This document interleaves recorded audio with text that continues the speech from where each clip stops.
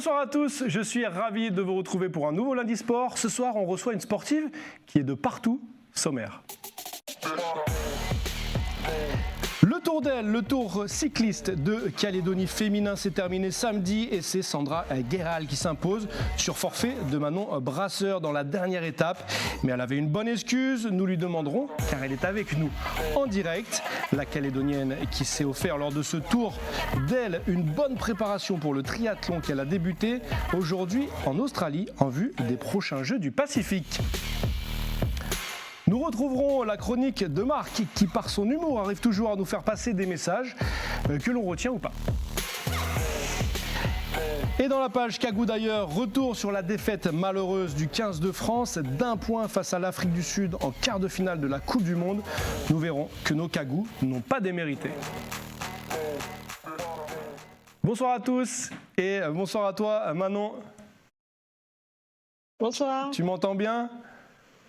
Oui, je vous entends très bien. En direct d'Australie. Alors je l'ai dit dans les titres, Manon, tu n'as pas pu participer à la dernière étape du Tour cycliste de Calédonie, samedi à Ndembéa, car tu as dû t'envoler pour l'Australie pour un stage de préparation aux Jeux du Pacifique. On y reviendra. Tu étais, après l'arrivée à La Foix, lors de l'avant-dernière étape maillot rose. Est-ce que c'est pas trop frustrant, Manon ?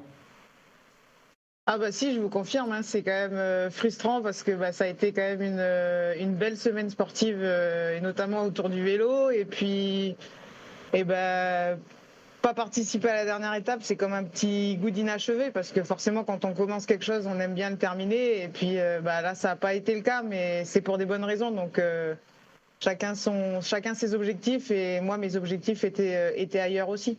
D'accord. Ton objectif, c'était pas de remporter ce Tour au Tour d'Elle ? Alors mon objectif au départ du tour n'était pas forcément de le remporter parce que je savais que j'avais quand même cette contrainte moi sportive différente et puis je pense que là aujourd'hui moi je dois me concentrer sur mon objectif qui arrive à la fin de l'année avec les Jeux du Pacifique. Yes. Alors c'est au final Sandra Guéral qui s'impose devant Patricia Temeiro et Claire Jacquin. Ça a donné tout de même de belles bagarres. Tout au long de ce Tour d'Elle, vous vous êtes distribué les victoires avec Sandra. 3 victoires pour toi, 3 victoires pour Sandra. En plus c'est une coéquipière, vous courez dans la même team. Alors la team en plus qui remporte le classement général. Ça fait plaisir. Ah ça fait plaisir et puis ça a été aussi pour moi un petit peu l'achèvement de cette semaine, le fait de voir Sandra sur la première marche du podium. Donc on s'est beaucoup entraidés, on a beaucoup couru ensemble avec Sandra et puis savoir que c'est elle qui finit première, c'est d'autant plus magnifique. Alors tu es en Australie, on l'a dit, mais j'imagine que tu les as eus au bout du fil. Qu'est-ce que vous vous êtes dit ? On s'est félicité finalement mutuellement parce qu'on a vécu une semaine assez grandiose sportivement. Donc moi, le fait qu'elle endosse le maillot rose à la fin, je l'ai félicité, ainsi que Claire qui endosse le maillot montagne. Donc forcément, c'est aussi sympa à voir parce que on est du même club. Donc ça porte haut et fort les couleurs du club surtout. Alors du coup, Manon, tu me donnes une transition toute trouvée. On parle de club, on parle de team. Le cyclisme, c'est un sport individuel ou un sport par équipe ? C'est un sport individuel qui se court en équipe. Et c'est ce qui s'est fait, cette année, parce que c'est la première édition d'Autour d'Elle qui a eu la possibilité de voir des équipes féminines se constituer, parce que c'était pas au départ l'esprit qu'on en faisait des différentes éditions. Mais cette année, on a eu la possibilité de courir en équipe, donc ça a permis aussi d'avoir un challenge différent, de savoir comment courir en équipe, chose qui n'est pas facile parce que beaucoup de cyclistes en Nouvelle-Calédonie ne sont pas issus du milieu du vélo, mais plutôt du triathlon. Donc finalement, il faut réussir à constituer. Il y a des ententes, des malententes, mais finalement, au bout de la semaine, on est heureuse, quoi. J'allais te demander comment on court en équipe alors justement au vélo. C'est de la stratégie, c'est-à-dire qu'à partir du moment où on a une leaduse dans l'équipe qui porte un maillot, l'objectif c'est qu'elle le garde jusqu'à la fin de la semaine. Donc c'est des petites stratégies qui se mettent en route. Alors c'est soit on protège la leaduse pour que elle s'épuise pas trop, c'est-à-dire qu'elle ne force pas. soit c'est pareil en fonction de ce qu'on recherche comme maillot leader. Si c'est la montagne, c'est-à-dire qu'on emmènera la leaduse au point montagne recherché. Donc c'est vraiment un gros travail d'équipe qui se fait, mais finalement au travers de ce tour, il y a eu différentes choses qui se sont passées, c'est-à-dire qu'il y a eu beaucoup d'échappées malgré qu'on porte un maillot. Moi j'estime que quand on porte un maillot, c'est aussi le montrer et aussi mettre une dynamique de course. Donc c'est ce qui a été fait pour ma part, en tout cas c'est comme ça que je l'ai vu.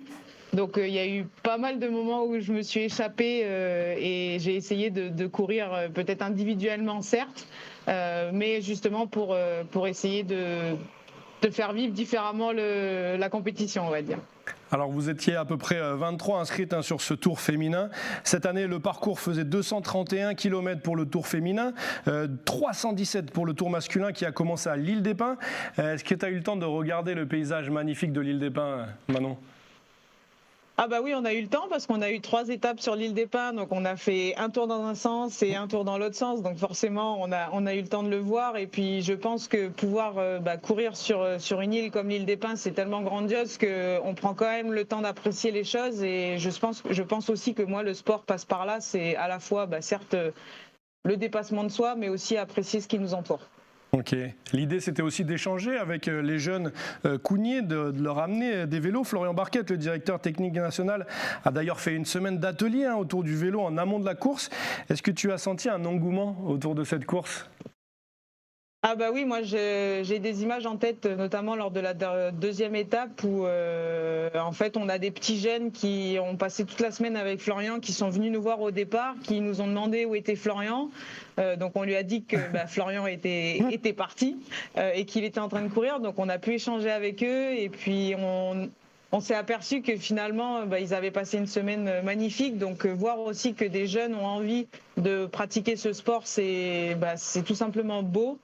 Et aujourd'hui, le partage passe par là. Et voilà, c'est des images, moi en tout cas, qui me restent gravées parce qu'on a passé peut-être, je ne sais pas, des minutes et des minutes à parler à des jeunes qui avaient envie de faire du vélo, quoi. C'est une belle vitrine en tout cas pour le cyclisme calédonien. Une étape a été annulée, enfin en tout cas une partie d'une étape a été annulée, celle qui montait à l'Étoile du Nord, à la mine, pour cause de mauvais temps. On a dit que c'était une préparation pour toi. Regret au niveau de cette préparation-là, ce montée de col à la mine ? Alors regret parce que c'est quand même le petit plus quand on fait un tour de Calédonie, c'est pouvoir participer à une étape un peu atypique. Donc la mine, c'est quand même atypique, on l'avait organisé, nos partenaires nous avaient donné aussi les moyens de pouvoir partir sur une mine comme l'Étoile du Nord. Ouais. Donc oui, des regrets, mais finalement on a eu un parcours en plan B qui était équivalent à ce on aurait pu faire à l'Étoile du Nord. Ouais, aller jusqu'à Chagrin, c'était pas de tout repos. Non. Super, merci beaucoup Manon. Je te propose de nous laisser porter par la chronique de Marc. Âme sensible, s'abstenir, jingle.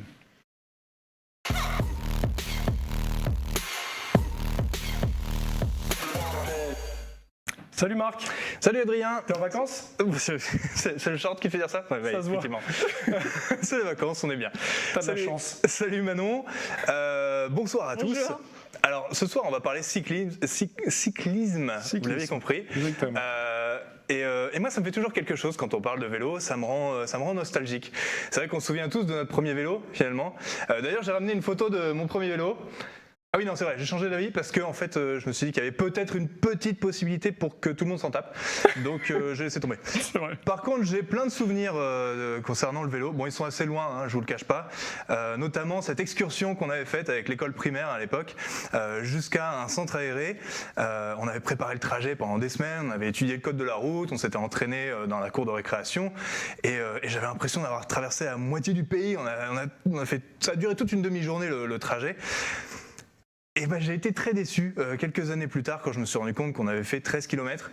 Un trajet d'une... C'est pas mal. Ouais, non, c'est pas mal, mais c'est pas la moitié du pays. On n'est pas encore là. Non, donc voilà, j'étais un peu déçu. Comme quoi, on voit les choses différemment avec le temps. Par contre, il y a une chose qui n'a pas changé, c'est que le vélo, ça m'a toujours fait peur, finalement. Et la peur a changé au fil des années, mais ça m'a toujours fait peur. Par exemple, au début, j'avais peur de tomber. Ouais. J'avais peur de me faire mal. Après, j'ai eu peur de me faire renverser, de provoquer des accidents, de perturber la circulation. Et puis là, alors je vais me confier, hein, mais là, maintenant, quand je fais du vélo, j'ai peur de vous montrer, de montrer, j'ai peur que les gens voient, le sourire du plombier. Si, j'ai peur de comprendre. Voilà, c'est quand le t-shirt remonte un petit peu, que le short descend et qu'il y a le cul qui lève la tête pour faire coucou. Voilà. Et c'est très embarrassant. Et pour peu qu'il y ait un peu de circulation ou que la rue soit un peu étroite, on peut se retrouver avec la même bagnole derrière pendant une éternité. Et c'est pas que j'ai honte de cette partie de mon anatomie particulièrement, mais déjà j'en suis pas spécialement fier. En plus c'est pas spécialement classe. Et puis même quand je souris, j'aime bien être au courant, parce que bien souvent on s'en rend pas compte ou on s'en rend compte trop tard. Alors c'est soit sur le vélo, on a un petit courant d'air à un moment, un endroit un peu incongru, et là on fait hop, c'est pas normal. Mais qu'est-ce que tu veux faire? Tu peux pas remonter le slip quand il y a des gens qui regardent derrière, c'est encore moins classe. Et puis c'est pas très pratique, hein, sur un vélo. Soit tu t'en rends compte le soir quand tu vois que tu as un gros coup de soleil en forme de croissant de lune sur le bas du dos. Voilà. Alors, quand j'ai commencé à écrire cette chronique, voilà, je m'attendais pas du tout à partir dans cette direction, je vous l'avoue. Hein, je n'étais pas du tout parti là-dessus, donc je suis désolé. Hein, mais en même temps, c'est bien. Je pense il faut le dire. Je pense qu'il y a des gens qui se reconnaîtront et qui se sentiront moins seuls. Ou dans le pire des cas, je serai le seul à me sentir très seul, mais ça j'ai l'habitude. Et je vais en profiter pour saluer tous les plombiers qui nous regardent, qui nous ont donné cette jolie et poétique expression que le sourire du plombier, et leur dire, nous aussi on vous sourit. Voilà. Alors j'ai pas de chute pour cette chronique, mais je pense que c'est pas mal, je vais la garder comme ça parce qu'en vélo les chutes ça peut faire mal. Ouais, c'est pas mal, celle-ci elle est pas mal. Merci beaucoup Marc, tu m'as donné chaud, c'est pour ça que tu es venu en short en fait, c'est pour ça. Merci beaucoup Marc, allez retour au cyclisme masculin cette fois-ci, et Marc pour ta gouverne il existe des cyclistes, des combinaisons. Comme ça, on n'a pas besoin de remettre à chaque fois son caleçon. Bref, Manon à la quièce. Allez, cyclisme masculin maintenant. Florian Barquette remporte l'édition 2023 devant Thibaut Kervella et David Chavitz. Manon, vous ne faisiez pas les mêmes distances que les hommes, mais vous étiez ensemble tout le temps. Un mot sur la victoire de Florian ? Un mot sur la victoire de Florian, un grand cycliste, hein, comme quoi finalement il montre aussi l'exemple et il a réussi aussi à faire de belles performances, et puis surtout il lui est arrivé un petit peu quelque chose, là on repart sur la chronique de Marc si on peut basculer aussi, mais il a chuté, ouais. Donc ça fait partie des peurs des cyclistes, il a chuté mais il a su se relever et avec beaucoup de dignité et puis de force, parce que il a réussi à participer à la dernière étape, donc sa victoire est d'autant plus belle, je pense. Oui, c'est sûr, hein, Florian qui chute lourdement dans l'étape de la Foix. Il finit quand même l'étape, il est envoyé en Medipôle pour faire des examens, il prend le départ de la dernière étape, il l'a même remporté avec son équipe, le VCC Mont d'Or. Quelle résilience, Manon ? Voilà, ça fait partie aussi du jeu, les chutes à vélo, mais là ça montre encore aussi la force de ce sportif qui est Florian, donc on peut que le féliciter et puis emmener son équipe sur la première marche du podium. Je pense que lui aussi doit être fier de ce qu'il a fait, donc en tout cas il peut l'être. Allez, justement, on va écouter tout de suite Florian Barquette qui revient sur 3 points essentiels qu'il a retenus durant ce Tour Cyclo 2023. Bonjour, donc petit bilan de mon Tour Cyclo 2023. Donc moi je retiens 3 choses de ce tour. Donc la première, c'est la bonne prestation des jeunes sur l'ensemble du tour. Théo Chaffardon, Cano Arvar, Thomas Rezolati, Paul Roy, Mathieu Monnier qui ont fait un très bon tour. Ils ont quasiment chacun tous fait des podiums, donc ça c'est une super chose, les jeunes qui montent, et aussi Louis Chavis chez les filles. Je retiens aussi la bonne ambiance qu'il y a eu sur ce Tour Cyclo et sur ce Tour d'Aile. Il y a vraiment une bonne ambiance. J'ai pu parler un petit peu avec tous les coureurs et les coureuses et ils ont vraiment passé un bon moment. Ils ont hâte d'être à l'année prochaine pour repartir faire ce tour-là. Aussi un grand merci à l'organisation parce qu'ils ont fait un travail super.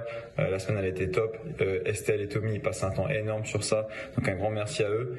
Et voilà, au niveau personnel, je suis très content de ma victoire, même si elle était un petit peu attendue, mais je pense que maintenant on pourra confirmer. C'est pas parce qu'une victoire est attendue qu'on passe la semaine à se reposer et puis qu'on fait rien. Ça demande des sacrifices, ça demande beaucoup de temps sur l'entraînement. J'ai une année assez chargée et compliquée au niveau personnel et professionnel, avec une formation à nombreux déplacements en métropole. Et donc je suis content d'avoir réussi malgré tout à conserver un niveau suffisant pour gagner ce tour. Donc je suis très content et encore merci à tous ceux qui ont œuvré pour rendre ce tour-là possible. Bravo Florian encore une fois. Alors Manon, il était attendu Florian, mais il n'a pas pu se reposer sur ses lauriers quand même. Bah non, on se repose jamais sur ses lauriers parce qu'on ne sait pas ce qui peut se passer. Et puis, quand on prend le départ d'une course, rien n'est gagné d'avance. En tout cas, il faut pouvoir se battre. Il faut aussi être en forme physiquement pour pouvoir aller au bout des choses. Donc, oui, peut-être la victoire de Florian était attendue pour certains, mais pour un sportif comme pour moi d'ailleurs, rien n'était joué d'avance. Rien n'est joué d'avance. Et il parle aussi de la bonne ambiance qu'il y avait sur ce tour entre tous les concurrents. C'est le cas, Manon ? Alors, entre les concurrents, il y a eu une bonne ambiance. On a eu une équipe d'organisation qui était aussi derrière nous. On a eu énormément de bénévoles. Et puis, il faut savoir que finalement, le Tour de Calédonie, à travers Autour d'elle et le cyclo-tour du Caillou, c'est un petit peu la fête du vélo pendant une semaine où les bénévoles sont contents de se retrouver parce qu'on y retrouve tout le temps les mêmes. Et puis derrière, les coureurs sont aussi contents et contentes, parce qu'on a les femmes, parce que ça permet aussi de faire partager une passion qui est la nôtre et qui est le vélo. Donc c'était exceptionnel et de beaux souvenirs qui sont gravés en tout cas. Quelle belle passion en tout cas, le vélo. Si vous voulez faire du vélo, il y a une bonne ambiance, Manon l'assure. Et merci à tous les bénévoles qui œuvrent pour l'accomplissement de toutes ces compétitions. Merci beaucoup à toi Manon. On passe maintenant à notre rubrique Kagou d'ailleurs. Jingle.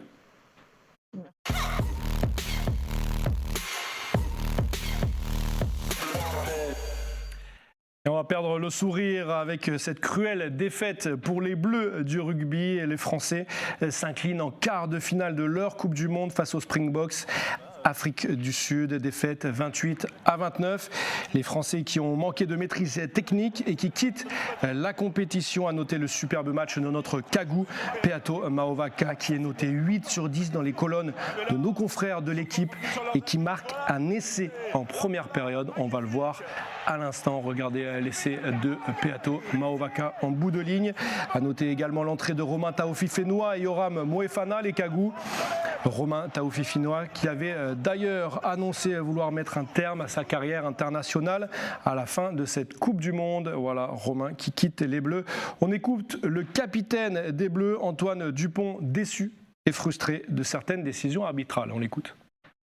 Il y a quand même des actions qui sont... Enfin, après, c'est dur d'avoir ce discours-là parce qu'il y a beaucoup de déception, de frustration, mais il nous tarde, je pense, de revoir des images qui vont nous donner encore plus de frustration. Je pense qu'il y a des choses claires et évidentes qui sont faciles à siffler, qui ne l'ont pas été. Je ne sais pas si le match il se perd à ce moment-là, mais dans les moments cruciaux, on aurait pu avoir cette pénalité. Quand il y a une avancée de 60 mètres et qu'on ralentit en ruck, c'est quand même des choses faciles à siffler, mais encore une fois, j'ai pas envie de faire les grilles qui râlent sur l'arbitrage parce qu'il a perdu le match, mais je ne suis pas sûr que l'arbitrage ait été au niveau de l'enjeu aujourd'hui. Et voilà pour notre page Kagou d'ailleurs, Marc qui dit qu'il est d'accord avec cette analyse d'Antoine Dupont. Bref, retour à notre invité et retour à Manon Brasseur. Tu es en Australie, Manon, avec les triathlètes Kagou retenus pour les Jeux du Pacifique, Bénédicte Meunier, Céline Hirzel, Mathieu Zalamacha et toi-même. Et deux autres athlètes n'ont pas pu être présents à ce rassemblement. Hugo Tormento, qui continue sa saison de swimrun et qui a remporté ce week-end le Tille de Cannes. Thomas Prono également n'a pas pu être présent pour raison familiale. C'est ta première sélection pour les Jeux du Pacifique. Manon, quel est ton sentiment ? C'est un sentiment de fierté parce que pouvoir représenter les couleurs de la Nouvelle-Calédonie à travers ces Jeux du Pacifique, c'est magnifique. Donc c'est un gros sentiment de fierté pour moi et étant calédonienne, je pense que ça peut être que magnifique. Très bien, on espère que ce soit magnifique. Tu as participé quand même au mini-jeu de Saipan l'année dernière. Tout à fait, j'ai pu participer à mes premiers mini-jeux aussi l'année dernière et ça a été déjà pour moi grandiose et ne serait-ce que revêtir ce petit maillot que je porte aujourd'hui, c'est beau. Alors on va parler un petit peu de ta discipline. Le triathlon, c'est un sport complet. Pour ceux qui ne connaissent pas, c'est un sport qui allie la course à pied, la natation et le vélo. Alors toi, quelle est ta spécialité, Manon, même si on l'a deviné tout au long de l'émission, hein? Ouais, moi, ma spécialité, vous l'aurez deviné, c'est effectivement le vélo. Et puis, depuis 2 ans, je me suis découverte aussi quelques appétences en course à pied parce que l'entraînement paye. Donc aujourd'hui, sans le vélo et la course à pied, c'est vrai que le triathlon ne serait pas aussi beau. Alors du coup, comment tu t'entraînes pour tes disciplines, pour les disciplines qui ne sont pas ta spécialité? Tu forces là-dessus? Comment tu fais? Alors forcer là-dessus, je dirais pas ça, mais en tout cas on y met un peu plus d'attention, c'est-à-dire qu'on est beaucoup plus dans la technicité avant d'être dans l'intensité. Donc ça c'est ce que moi je fais valoir pour la natation, parce que de l'intensité sans technique ça ne sert à rien. Donc aujourd'hui beaucoup de séances de natation que je pratique en semaine selon mon planning d'entraînement sont axées sur de la technique. Et derrière, l'intensité vient aussi au fil de l'eau, mais voilà, c'est vraiment là-dessus que j'accentue. Et puis après, on est sur des formats un peu particuliers cette année aux Jeux du Pacifique, donc c'est beaucoup d'intensité et de la rapidité qu'il va falloir travailler jusqu'au bout. Alors justement, tu parles de formats particuliers aux Jeux du Pacifique. Ça va se dérouler comment les épreuves de triathlon, Manon? Alors la particularité de cette année sur les Jeux du Pacifique, c'est que ça va être une natation en piscine, donc chose qui est un petit peu différente des années précédentes. Et puis surtout, c'est qu'au vu que le format est en piscine, on va être sur des séries, donc ça va être des séries le matin comme l'après-midi au travers des formats soit le triathlon, soit l'aquathlon ou l'autre discipline qui va être le relais mixte. Donc c'est quelque chose qu'on maîtrise pas forcément aujourd'hui parce qu'on n'a pas tous les éléments, mais en tout cas auquel il faut se préparer correctement. Ok, oui, c'est vrai que pour moi le triathlon c'était une natation en eau libre, mais finalement non. Là aujourd'hui sur le format des Salomon, des Jeux du Pacifique aux Salomon, non, on n'a pas la possibilité de nager en eau libre, donc on nagera en piscine.